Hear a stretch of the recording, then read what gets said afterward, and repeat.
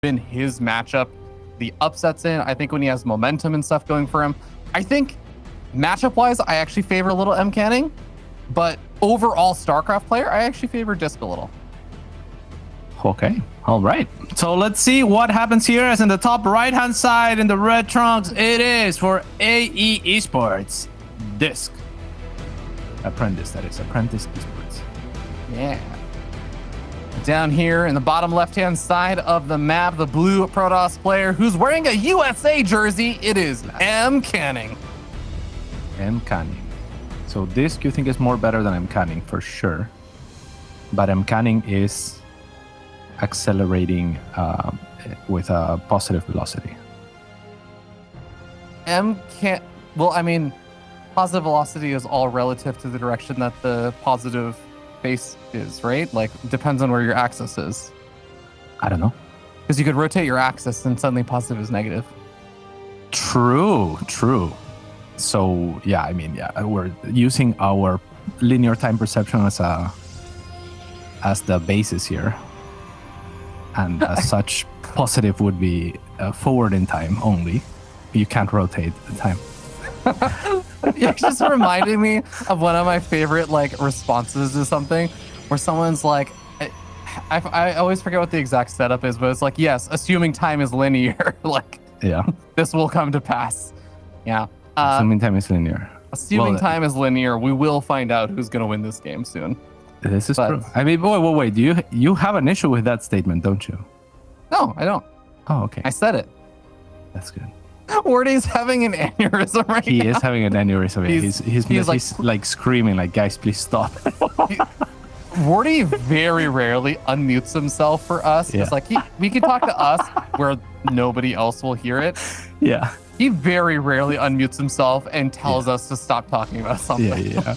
It's very rare. So we do actually have you would consider this a win, though, right? Obviously. I consider it a win. But like, I actually do want to talk about this game because it is finally getting to the point where in PvP where we have build order decisions and stuff coming on Al. We do have double stalker opening for both players, but there is the proxy Stargate from MCanning. Funny enough, in the exact same location, Nee was proxy Stargating versus Peely. Wow. Do you think he was watching that game? He wasn't watching that game? What is this? Oh, I'm pretty sure MCanning is watching the game. MCanning is definitely someone who's watching the stream beforehand. But all right, so he just doesn't care, I guess. I mean, I think this is gonna be fascinating because DisK finds this proxy gateway. I wonder what DisK is thinking. I don't know. I don't know. He must be thinking, yes. If you see that, would you ever expect a proxy Stargate also further back? I have never seen it. I have never seen a proxy Stargate and a proxy gateway before in the same map at a high level. So I can't say that I would ever expect a proxy Stargate right now. No. What about you? So bear with me, cats. In my mind, I'm thinking if I see a proxy gateway, I assume that my opponent wants to get aggressive. If I think my opponent's going to be aggressive, I keep my stalkers way back at home. But that's also not what DisK is doing. He has the stalkers out in the middle of the map, ready to greet the stalkers of MCanning. So this is actually going to work out potentially really well because there's nothing here. Yeah, nothing here. No shield battery whatsoever. This is the biggest surprise of the century. A great move here from MCanning. I mean, you could argue it's a little bit on the side of it being kind of cheesy, definitely cheesy, and relying on your opponent not catching up to it. Now DisK is going to get the information, but he has already lost 7 workers. So a great first move from MCanning. Again, not efficient by any means, right? Because you have to proxy the extra pylon, you have to proxy the extra gate, and in a sense, DisK scouting that proxy is a very happy moment for the camp. This game is already opening up in a way that I never really expected it to all pan out. But at the end of the day, MCanning's got to feel good about how things have shaken out. He's now also got a Phoenix on the way, so he's kind of getting some next level transitions and stuff set up in terms of having additional map control, being able to control your opponent, having like the Immortals out on the field. So it is going to be a bit of a question of where things go from here. And I really do think, it's not that DisK is a bad late game player. I think he's actually quite good at it. But MCanning has always traditionally been stronger the longer the game goes on. The longer the game goes on, the more he gets into those late game compositions, the more disruptors he gets out, and the more comfortable he looks. For sure. I mean, we're definitely advancing further and further into the game as we have no choice in the matter, Ravi. Yeah, assuming time is linear. Assuming time, and it is. I mean, as far as our perceptions go. As far as our perception, Cats, I know where you're baiting this conversation to go. I'm not baiting. I'm not too baiting. deep. I swear. Okay. All right, we're not gonna have. I'm just making a statement of fact. As far as our perceptions go, time is linear, Ravi, and that's where we're headed. Is the late game. There's no other way to head. We're gonna leave it at that. There's nowhere else to head but the late game. The can is already in the late game. The can is already in the late game. You know, that's fair. You know, MCanning is already in the late game mentally in his mind at this point because he's already moving on forward, getting up his transition like a forge, which I think is a good indicator of trying to move on forward. I think it'll be pretty difficult for DisK to do a whole lot that's going to be hyper aggressive, at least until Blink finishes. So MCanning and DisK both have a lot of room to work with right now. Yeah, and I'm telling you, Ravi, I mean, the can is already playing as if he is later into the game. He already dropped stasis wards in his main, so he's expecting Blink Stalkers to happen there. They're not going to because Blink's not even ready. So, you know, those might come to expire. But that is just how far ahead he feels, perhaps. Like, you know, he just doesn't want to die in the near future, and he's not going to. Yeah, I think that's a really astute way of putting it. And I think that's actually typically been one of the big strengths of MCanning is like having a good read on the game and stuff is something he actually cites himself as. It's very funny. A lot of people always think about disruptors and everything and his big control and hits and micro moments and everything. If you ask MCanning what he thinks one of his biggest strengths is, actually more often than not, he'll say his game sense. He thinks that he has a lot of confidence in his game sense and having a good read on where the game is and what kind of things he needs to do. And where he may falter is sometimes on the execution of those kind of things, or like, you know, sometimes taking too big of a risk, things like that. Yeah. So, I mean, let's see if he has made the correct assessments here. Again, a little bit early on the stasis means that most likely they will end up expiring halfway through already on most of the stasis out on the map, as we have 2 on camera here. And DisK is not looking to push out. But at the same time, this is good from MCanning because he is just kind of securing his position with those stasis, right? He's basically saying, hey, if you don't or if you haven't attacked me up until this portion of the game, then I should be ahead. And he is a little bit ahead in probes. Not as much as I would have expected, though. I thought he had a significantly faster third as well. Yeah, I think that might be the case, but I think his tech is a lot faster, right? His Temple Archives is already finishing up. His upgrades are significantly further ahead. So I think I kind of makes sense. He just sort of traded out an advantage into a different one. Yeah, good observation there. And yeah, let's see how this game progresses. What would you like to see DisK do, Ravi, to come back? I mean, I think you don't really have too much of a choice in the sense that, like, you kind of just have to go into, like, late game PvP to a degree, right? There's no real avoiding at this stage. So Robotics Bay makes a lot of sense, getting up charge and everything. And as much as I've been hyping up and talking up MCanning for his late game play and all that stuff, I actually think DisK is a macro Protoss player. He's one of those really cool Protoss players who does actually prefer going for macro over any of the cheeses or all-ins or tricky plays and everything. So yeah, and as much as we talk about disruptors for MCanning, I mean, yesterday his disruptors were not too hot. For all the praise that we were giving him, you know, like at the very start when disruptors came out, he was one of the first players that started using those more than anyone else, and you know, he was a highlight reel for that. He used them every game. But now, I mean, we're you know, years into disruptors. Everyone has had a lot of experience with them, and at a high level in PvP, they are extremely common. So, you know, like I don't see MCanning with disruptors and DisK with disruptors and think that there is any monumental difference between the two under control. So I think that you know, if we get to that stage and MCanning has not already attained that humongous advantage, things can still go either way. This can definitely stabilize, and it can definitely come down to just those disruptor shots, as the first one is out on the field for DisK. One is not that many though, obviously. Yeah, one is not many by definition, but we are gonna be getting closer and closer to that stage. I think an important thing to remember is that MCanning kept his oracles alive. Kept an oracle alive now, but I was gonna say that can be one of the most crucial things when using disruptors. Having vision is so important. Losing Warp Prism is gonna hurt a little bit for MCanning, but in a sense, I kind of feel like he already got some nice damage done, right? He sniped off the 4th base. He has a 4th base of his own that's already finished up in mining. So I think MCanning could just retreat back and not worry about the fact that he lost the Warp Prism. Yeah. So let's see what happens here. I am I kind of have an eye on the Twitch chat right now because they have some pretty cool copy pastas, and some people are still talking about acceleration velocity. Yes.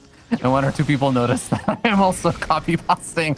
Oh, the stasis traps coming into effect now. Just getting caught with a lot of his stalkers. Actually, you're going to have to wait that out now. That is a substantial chunk of his stalkers, so he cannot really get aggressive. And remember, his 4th base got delayed by quite a bit. So he has the disruptors now at a high enough number. He could get aggressive theoretically, but now every little bit of delay that happens means that MCanning is building up his Phoenix count. He's getting up the defenses he needs with 3 coming out at a time to actually handle all of the disruptors of DisK. Yeah, this is pretty good. There's just, I'm sorry, like when we get to the stage of the game, like I am so checked out, like just I am so tired that there's this pasta that says it obviously didn't get replicated because it's so bad, but it says spam this toucan to help MCanning. It's like, why not just say to help the can, you know? Like, wouldn't a missed opportunity. Like, yeah, like, I mean, like you went that far, you found the emote with the toucan, and then you say MCanning. Like, it just doesn't, you know, like the syllables, they just don't line up. It just doesn't work. I love the things that break you, but what may actually be breaking MCanning over here is the fact that DisK gets into an aggressive spot with all these disruptors. Actually would have theoretically been unprotected, but the Phoenix are rolling straight over all the stalkers. The Zealots having a hard time getting the surface area they want. MCanning gotta be really careful over here. He just lost so many Phoenix on the retreat, and also took quite a bit of damage. Yeah, DisK, I mean, a little bit over eager, throwing 4 disruptor shots at once. That pretty much never works. And that was maybe an opening where MCanning could have pounced on him if he had some sort of like surround or some weird stuff, right? Like where you get hard punished. But I guess DisK just thought, okay, I'm just going to do this and retreat all the way. I'm not looking to engage. So at least he's consistent with that. And he will find himself on the other side of the map now, where this game has stabilized Ravi. And it is indeed anyone's game, maybe favoring DisK at this point, just given the disruptor numbers. Okay, disruptors are looking a little vulnerable there for a moment, but stalkers come in to protect them safely. MCanning going to be adding on that fleet peak, and this is okay. You really don't want to lose these Phoenix. These are kind of like your entire lifeline against the disruptors. There you go. Okay, let's the rest of them out of there. We also have a nice little Warp Prism harassment with DTs in the mix. Oh god, only one DT gets out. Yeah, that was an expensive Warp Prism there, right? Like to not have anything done. So that is a little bit problematic, as more stuff is going to be happening here with these DTs off DisK. So looking to answer that, and there's no pylon here, so they're going to notice that most likely. Yeah, those are all unpowered cannons. They cannot see. They are blind cannons, sadly, and that means the DTs are going to have a field day there. Is there an observer nearby, as Niall is about to show us if there is? There is. Beautiful. It is very slow, though. Now, what is also slow is going to be MCanning's army to respond to this. Even though he has a pretty mobile army, this movement here from DisK completely caught MCanning off guard. Stalker's able to actually get in there, snipe off the base, snipe off a few Phoenix, and get out of there. I think barely losing maybe a Stalker. The DTs even walk back in. Oh, DisK is actually taking a massive advantage just off of some really good multi-pronged harassment here.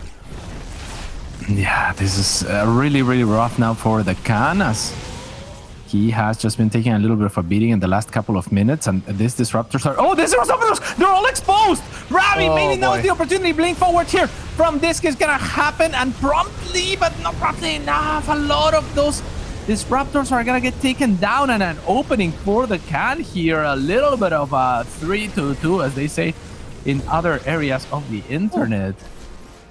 That is pretty brutal. Cats, right now the unit counting station shows 1 sentry and 37 stalkers and 2 observers for DisK. All of his disruptors were just killed right there, and he actually has none on the map. If MCanning doesn't know how many disruptors are just finishing up right now, so there could already still be 2. He has to be a little bit cautious, but there is in fact none on the map for another couple of seconds. So there is a big opportunity for MCanning to do massive amounts of damage here. Oh, it's Yeah, not an that's- army together though. Yeah, that's a big clump of zealots as well. On the retreat, they're gonna get taxed pretty hard here. And DisK is closing in. He can't really blink on forward. Those zealots can still turn around and shred through those stalkers should they stand their ground. So the stalkers have to continue to kite back. And two disruptor shots shooting at once. Again, not my favorite maneuver, especially when you only have two to work with. But I guess fair enough, seeing as there's so many Phoenix that you can't give them time to answer either. The zealots are gonna pour in, but that's not usually good news when there's this much room for the stalkers to kite back. However, the Phoenix are gonna look to punish here by trapping a few of those stalkers and making sure that they stay in place. Those cannot be kited or saved. Still, DisK after this altercation looks to have a little bit of a supply lead, but it's not too substantial. The DT is thinking that there's no observer, move on forward, but there is an observer. And so a couple of them will fall and the rest of them will have to look to turn into Archons. Yeah, more of these Archons going to get morphed in, which will be definitely helpful for DisK against some of those Zealots. But this is becoming a really weird and dangerous situation. It kind of feels like in a lot of ways it's been evened up, but it's only if DisK can actually defend right here, right now. Colossus going to be trying to be taken out by the Phoenix. A very odd situation with the shield battery overcharge. Going to be putting in massive amount of work here for DisK to try and hold on. The DT is going uncontested. I don't think there's actually detection against the DTs. And we end up seeing that, well, MCanning will have a bunch of damage being put out over here. Is it actually enough to break through? It doesn't look like it. I mean, there's still a lot of stalkers remaining. It comes down to Micro here on the side of DisK. Is there a battery overcharge here? Because that would be actually massive, as MCanning is shredding through the middle line with a lot of those DTs remaining, and there's no observer here by the looks of it. Yeah, there's no observer, so that is huge. This Nexus still under a little bit of threat, just simply for the lack of detection. And MCanning, there's two observers at once being produced from DisK. Oh, very cute. They didn't hit anything, though. Oh, actually, he nice. gave up the surface area on the Nexus. So now, yeah, DisK doing a good job holding positioning there. Very, very nice. And when all is said and done, that looked like there was some semblance of hope for the last few minutes for the can. But now it's DisK with all the control again. 50 supply ahead. He's going to have a few more pros to work with. Doesn't want to waste units, so he'll blink those away. And the Phoenix cannot be in pursuit of DTs just because the observer won't be able to catch up. So DisK once again in a great position. Ravs making two disruptors at once, but also adding Colossus. So the Phoenix are going to have to split their attention between the two now. Yeah, this is definitely becoming a difficult spot yet again for MCanning. He's good at playing from behind, I will give him that, but he is going to really need to make sure he's able to take some phenomenal engagements here against DisK to make this situation work out. DT run by getting ready as the Stalkers draw the army over the right-hand side. DT's going undetected for the moment, but as soon as the Observer gets over here, the Phoenix can lift up every one of those DTs. Phoenix are actually so great at cleaning up DTs. Yeah, these Stalkers are gonna kind of snipe a Nexus that was building, so this continues to be active out on the map as he should be with a very mobile army that he has. The DTs really haven't found a ton of success by themselves. At this point, I think I would much rather see the investment into Archons, especially given how many Zealots are on the field on the side of MCanning. So DisK is preferring kind of the AoE of the Colossus, and he has actually no Archons, which is kind of the traditional hard counter to Zealots. And the Colossus are, like I said, threatened still by the Phoenix. So I hope that DisK, for his own sake, adds some Archons. He has a very deep gas bank. Yeah, there's definitely a potential to make a bunch more Archons, which will be helpful against, the 22 Zealots that MCanning has right now. As, DTs are able to find a little more damage. You got Observer speed out there for those Observers from DisK, so able to get there extra fast. Did that draw DisK far enough out of position that MCanning has an opportunity over here? Or is he going to be going into his own death trap, shield battery, overcharge on Colossus that are just dealing with charge lots? Oh, not the fight that MCanning wanted. I think that might have been one of the killing blows there for MCanning's chances. Yeah, and that is so sad, right? Because it looks on paper like if you remove the shield battery, it looks amazing because, you have a bunch of Phoenix, you have everything pouring in before your opponent can react. The Phoenix are going to look to pick off a few probes here, but it's a little bit of a futile effort as DisK has already 68 workers regardless. Not really going to be too hindered by that. And now it's out for blood here. A couple of Phoenix are going to fly over the army and tickle a Colossus, but no more than that. So, yeah, that battery overcharge Ravs Cats, Powerful. there's one thing I will say, a lesson everyone knows all too well if you watch the can. Never underestimate MCanning with a disruptor. Let's go. Big connection over there on a lot of the army. And I mean, still a good spot for DisK. A few more of those. MCanning has begun the disruptor production at long last. He switched away from just the pure Phoenix kind of composition. Isn't going to be able to make enough happen with that, as we don't actually even see DisK investing into disruptors anymore. I think he still has 1 or 2 left over, but just totally halted on that. All in favor of Archons now. Yeah, you know how I was talking about how like everyone has like kind of reached the MCanning level of disruptor at this point earlier, but MCanning, I mean, he makes his first disruptor, and it almost feels like a marketing strategy, you know, where you just at this point he just doesn't make disruptors, and then out of nowhere he makes one, so it's gonna get a huge shot, you know, because your opponent doesn't see it coming. Yeah.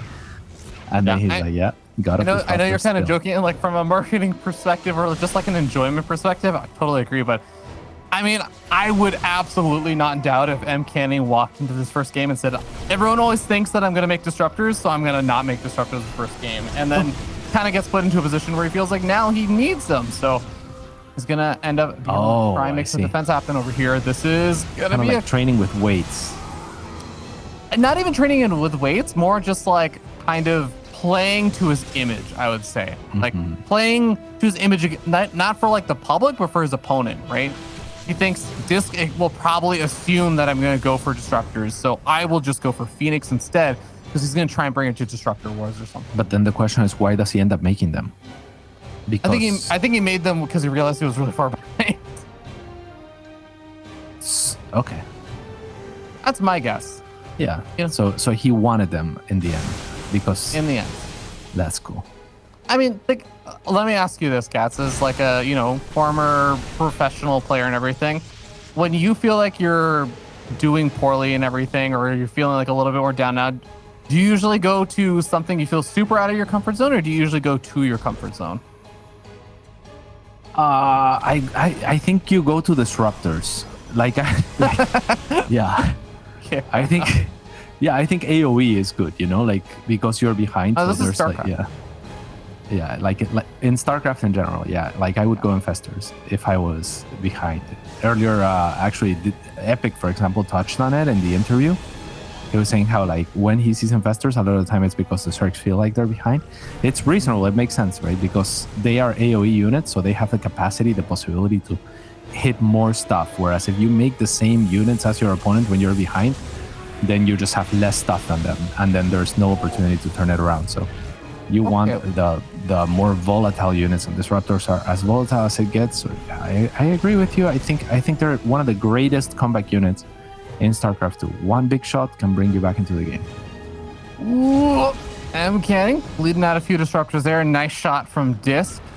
Able to keep those revelations on. I mean, this is the power of having those oracles, not just for the mothership, having all that cloaking and everything and be able to reveal it, but actually just being able to keep an eye on the positioning of the army. You get so many better disruptor shots. Oh, the can, they're besting DisK in that 1v1 with the disruptors, 1v1 mid. Yeah, but I mean, MCanning is fighting his own territory, right? Anytime he gives up a little bit of ground, he's actually losing his natural right now. So MCanning is the one that's going to be less happy with this. He's actually going to end up losing the fleet beacon as well, which I'm not going to lie, Cats, that's a very expensive building, but here we go. Potential big fight. MCanning, he does not have enough. He does not have what he needs to take on that army. Yeah, I mean, he needs all of the carriers at least to consolidate around this area. Now the Stalkers are going to blink on forward, and I think that now he's going to be able to push this back. There is not a shield battery here available, but there is a disruptor that was kind of hidden and flanking and unexpectedly shoots and bruises all of the immortals. Still, vision is a problem, I think, for DisK. I think he just has to retreat. I don't see any observers on site. Yeah, that's actually... honestly, not just the observers, but unless the stalkers do a very aggressive blink forward onto the mothership, it's actually pretty tough to deal with that right now. So that is a really interesting situation where if there isn't detection, that's a really big problem. Yeah, observer just showed up, and it's actually in vision, I think, of the detection of MCanning, or does MCanning not have any detection himself? Yeah, the observer does get a little bit bruised, so I have to imagine there is some form of detection here, but I don't see it. It is He has invisible. MCanning has 4 observers on the map, and he has 1 with his army at least. Yeah, all right. Well, MCanning does hold, which is great news for him. He is the first person to carriers here already at 4, making or remaking his robotics base. So he's gonna go back into disruptors potentially, and now he has a decent army, but not a lot of supply to work with, and definitely not a lot of economy to work with. So it's a tough position still. He wants to try to make something happen with this, which is understandable, but difficult. Yeah, I think the longer that this situation goes on, DisK is still just having a really, really good amount of mining going on. So I like that MCanning is going to be able to shut down the freshest spaces on the top left-hand side. It's going to at least slow down DisK's ability to do a whole lot over here. But the problem is, how do you get out? I guess he can try and go for... You know what? His army is actually pretty compact, which is oftentimes the problem with the recall, right? Is that the recall can't grab all of the units, but he can stack most of his army up into a single hex and actually recall everything. Yeah, and actually, DisK is pretty slow to answer here, so MCanning might be able to get the Nexus and recall without too many losses. Not gonna be able to get the Nexus, just gotta recall right now, I think. He will get the Nexus, and now, yeah, bunch up and recall. Get out! Okay, Let's get out of here! Oh, what immortal! Oh, Yeah. But I mean, still a great find there for MCanning, right? DisK is now down to 44 workers and having lost 2 of his freshest bases. This is actually turning into a situation where I feel like both of these players have, what, like 1.5 bases of mining? I think both of them are in a pretty similar economy now. yeah. That was actually kind of sloppy from DisK, right? Because I think that he had the army to fight this, and now the economy has been reset to where MCanning can just sit back. And now if he can just hold, he can get back up to maxed, and then both players are in a similar position, and then it just comes down to control. It comes down to army composition. Whereas before, DisK had the ability of saying, I just want to defend. I have more stuff than you. And if I defend, I win the game because I have more economy too. Right? But yeah, MCanning should not be moving out here, I think. Yeah, it definitely feels like it could get dicey, but at the same time, it does seem like he's able to get something done with it. He pulls the entire army over to the bottom right-hand side, so he knows that his DTs are not going to have as much to go up against, so they're able to cancel another one of those bases in the top left. Those are the bases that DisK really wants to be able to establish right now, so I do like the pairing of that, although I do agree it is a bit dangerous to be too far out right now as MCanning. Yeah, I mean, every second that passes, it is better for MCanning to move out. I just want to make that clear. So when he is at 150 supply against 190 to 200 supply, it's obviously a bad idea. But now we're at 181 against 190, so MCanning is looking better and better to take an engagement. Has to be really careful. That is a ton of disruptors, so a lot of his ground army is going to be invalidated unless his disruptors can maybe be at the front and get a shot onto those disruptors first. MCanning now has caught up in supply, so like now the fight is kind of what I was talking about, where they're kind of even, and MCanning for the first time in a very long time actually has the economic lead as far as like the probe count is concerned. So this game was heavily in DisK's favor before that move out to the left of MCanning. Then I thought it would still be in DisK's favor should he choose to move in with that like basically like 40-45 supply advantage. But now we are at a place where I'm starting to like MCanning's position more and more, and the longer this goes, the better. Yeah.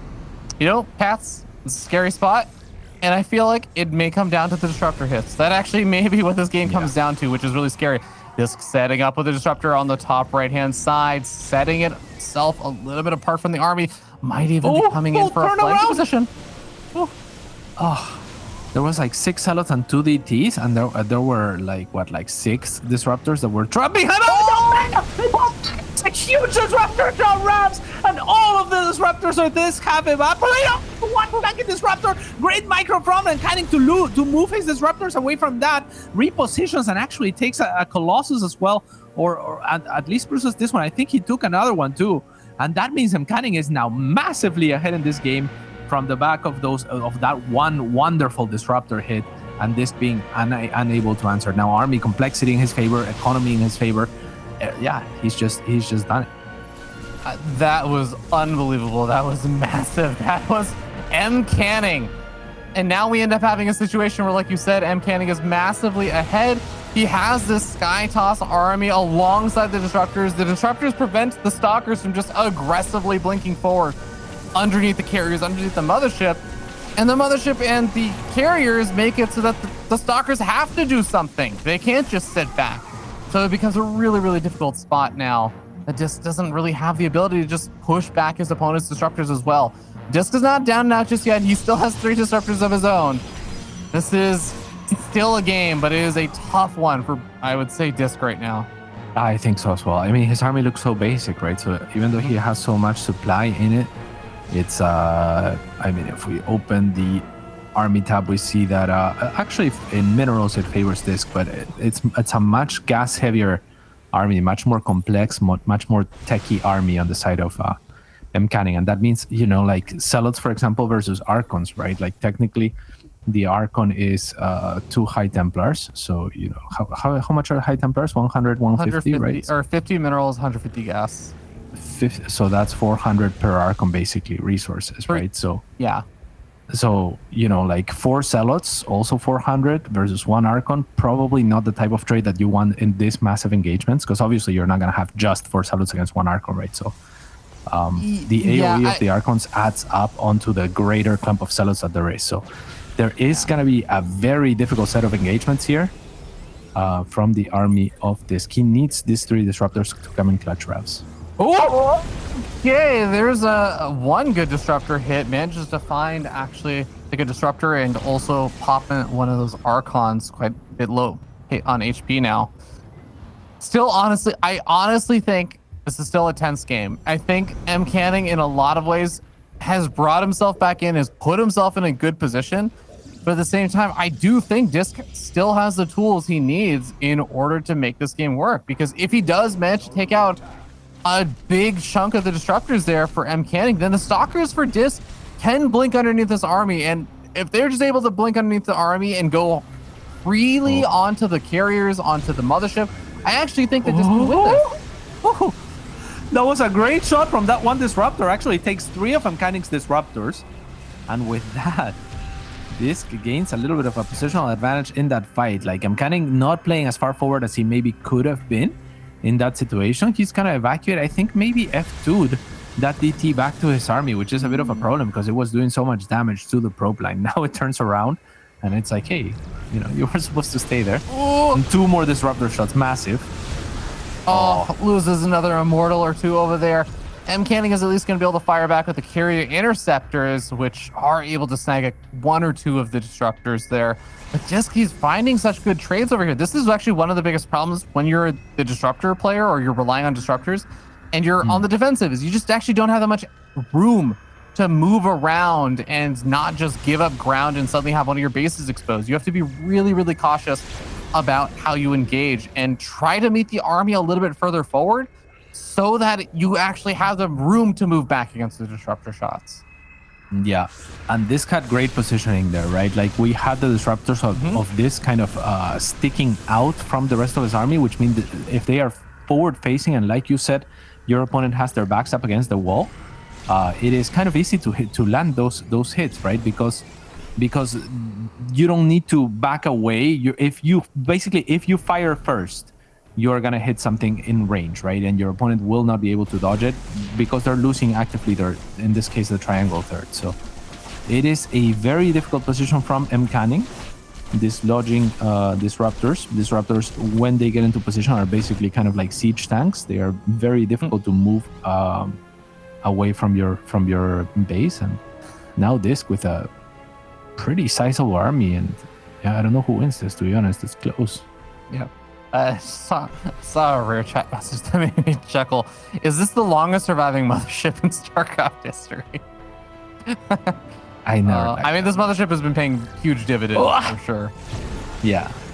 I think motherships often do pay huge dividends. Yeah, weird angle over here. MCanning, he moves, he knows where the army is over here for DisK. Gets a massive Disruptor shot off on a lot of the Stalkers over there. So, I mean, in some ways, nice trade there for MCanning, but actively engaging and saying he's going to go into one of these trades is a really, really interesting choice. Yeah, we'll see. I mean, as far as the base trade is concerned, there is more to clear on the map for on the side of DisK, right? He has just more bases, more structures. So, and this army of MCanning is still pretty mobile and has a lot of DPS, especially in the way of the zealots. So yeah, I'm not sure. I don't think you want to be racing this, to be honest. But yeah, MCanning's gonna recall. That's the wise choice. Yeah, I think this would have been a risky move, but it would have been very interesting if MCanning had left to the mothership and not recalled it, because then he could recall back. Okay, those disruptors need to stay alive for MCanning. If they stay alive, then there's a potential for this game to be ended by them with good disruptor shots onto the stalkers. However, both utilized now, so the carriers are kind of exposed. If I were DisK, I would be looking to take this engagement right now. It may not win the game, but the disruptors are out of commission, right? And that is huge because, yeah, I mean, it's going to be as straight up a fight as you're going to get. And as far as the income is concerned, look at the income tab. It's 0 minerals, 0 gas for either player.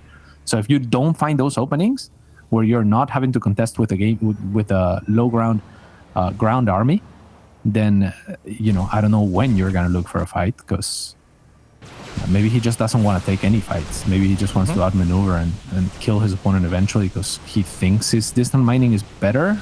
Oof. Yeah, this definitely gets to be a very odd situation.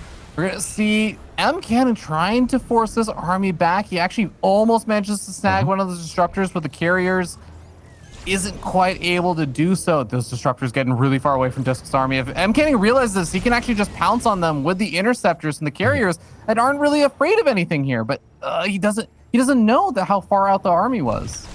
Yeah, the really strange thing here is on the side of DisK, those disruptors and the zealots, their only job and the only thing that they can do is kill the. Yeah, that's pretty great. That is one of the two units that can kill. And now the Blink Stalkers go in. The disruptors are gone, so it's just Blink Stalkers against carriers. Who will win this fight? It's looking good for DisK right now. It's only 3 carriers remain.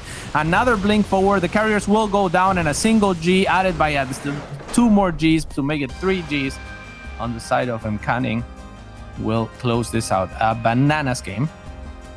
Wow. Both of the players shaking their heads there. MCanning a bit disappointed, and DisK a little bit in disbelief. An absolutely crazy game there. And to be clear, again, like, DisK was in a very good spot much earlier on in the game. It just kept going back and forth. MCanning was able to make these miracle comebacks happen, but at the end of the day, DisK being able to get that final disruptor hit on the remaining disruptors of MCanning, like, really sealing the deal.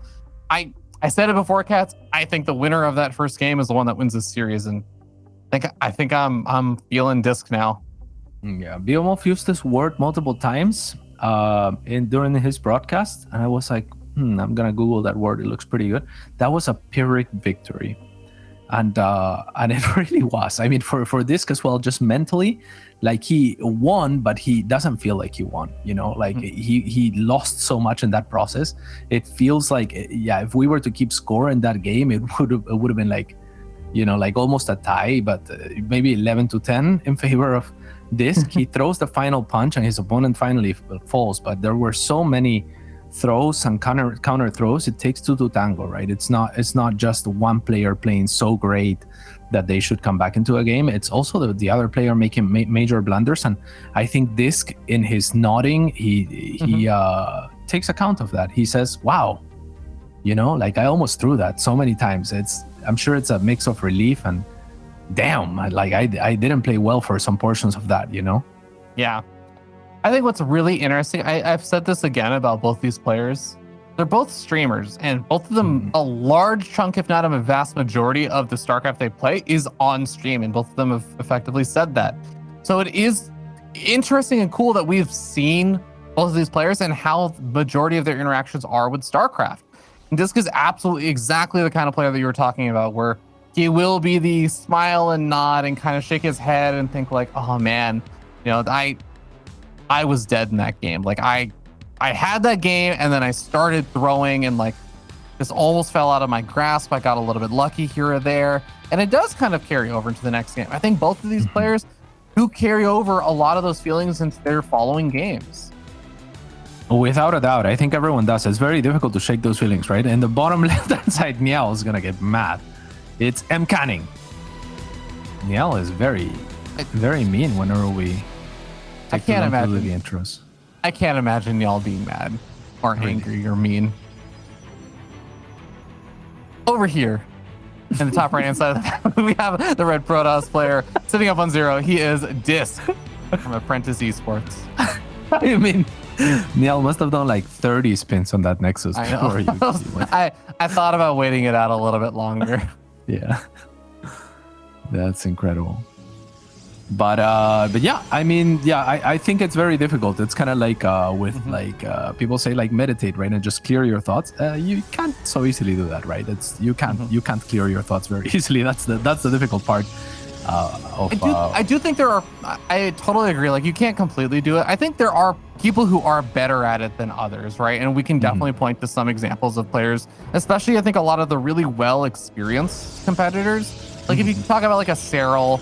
Or like I would even say like a Neeb or a lot of other players who've been at that top level.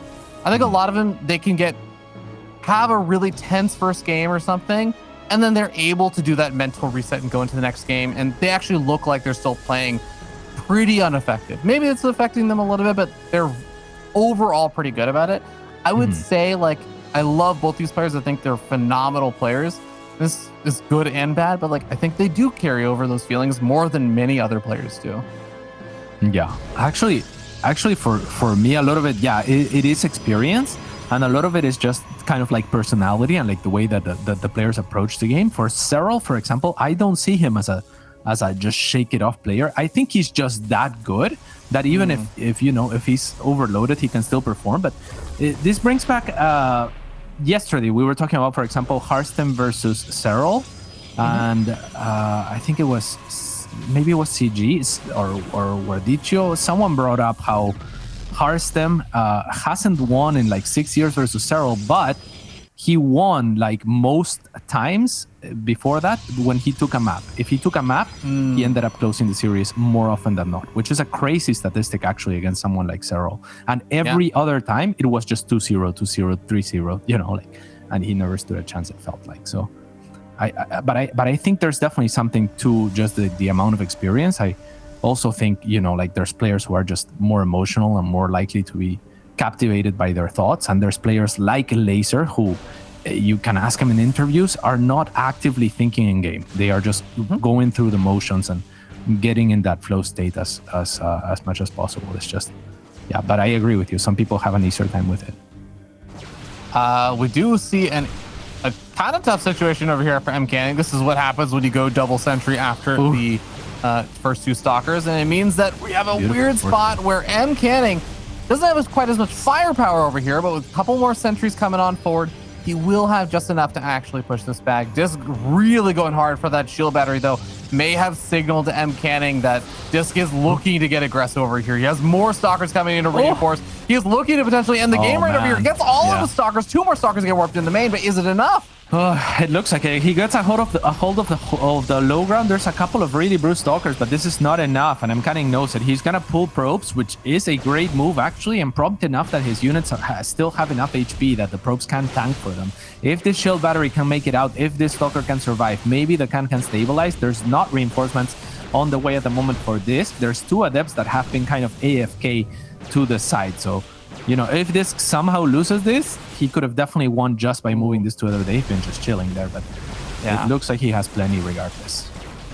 Depowering the shield battery, a big move, and we see the GG, the head shake there from MCanning, and DisK looking very, very